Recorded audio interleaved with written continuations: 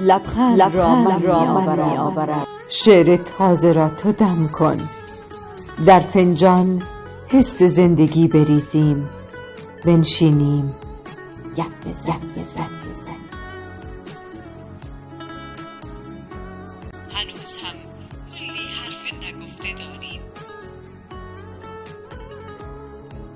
از خدا، از زندگی، از خنده، از گل، از بوی صحرا، گلایه ها و تلخی ها را هم می‌دهیم دست نسیم تا با خودش ببرد.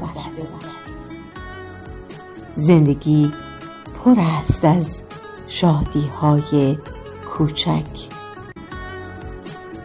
که ما ساده کنارش گذریم.